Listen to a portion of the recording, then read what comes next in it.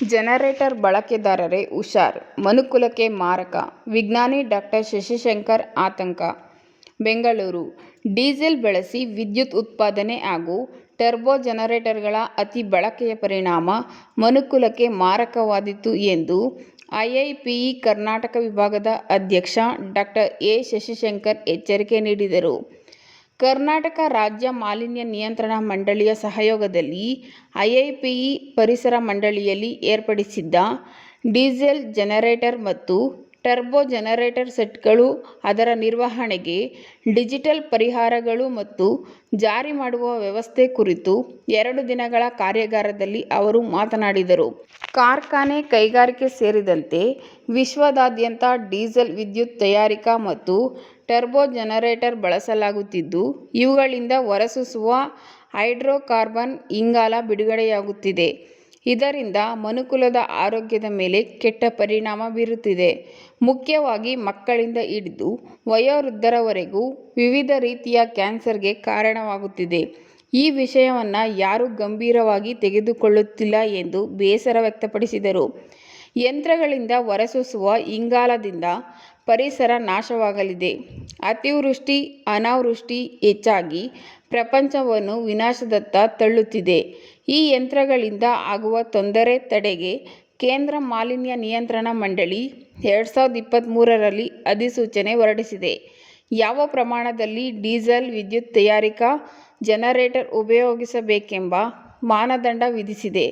ಇದನ್ನು ಮೀರಿದರೆ ಶಿಕ್ಷೆ ನೀಡಲಾಗುತ್ತದೆ ಎಂದು ಶಶಿಶೇಖರ್ ವಿವರಿಸಿದರು.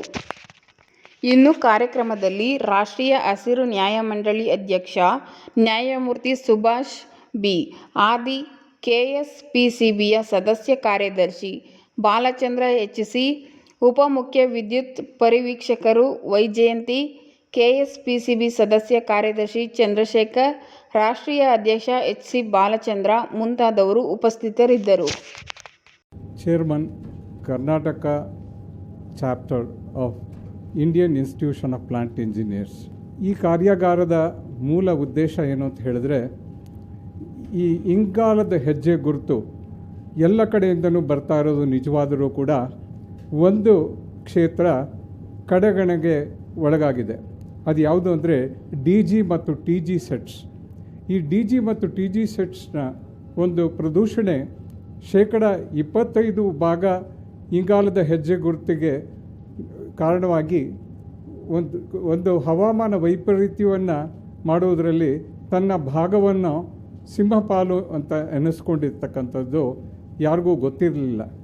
ಇತ್ತೀಚೆಗೆ 2023 ಮೇನಲ್ಲಿ ಕೇಂದ್ರ ಮಾಲಿನ್ಯ ನಿಯಂತ್ರಣ ಮಂಡಳಿಯವರು ಅಧಿಸೂಚನೆ 4 ಎಂಬ ಒಂದು ಹೊತ್ತಿಗೆಯನ್ನು ತಂದು ಇದರ ಮೂಲಕ ಈ ಇಂಗಾಲದ ಹೆಜ್ಜೆ ಗುರುತನ್ನು ಒಂದು ಕಡಿಮೆಗೊಳಿಸೋದಕ್ಕೋಸ್ಕರ ಹೋರಾಟ ಮಾಡಬೇಕು ಅಂತ ಒಂದು ಅಪ್ಪಣೆ ಕೊಡಿಸಿದ್ದಾರೆ.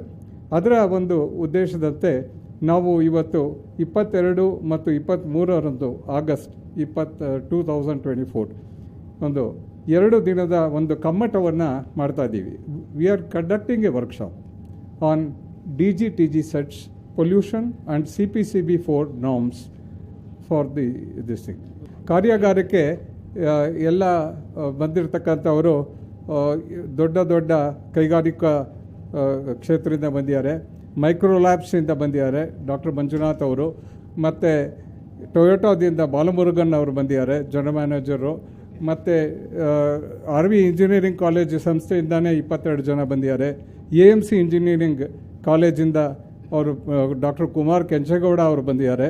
ಮತ್ತು ಅನೇಕ ಜನ ನಮ್ಮ ENMITಯಿಂದ ಡೈರೆಕ್ಟರ್ ಬಂದಿದ್ದಾರೆ.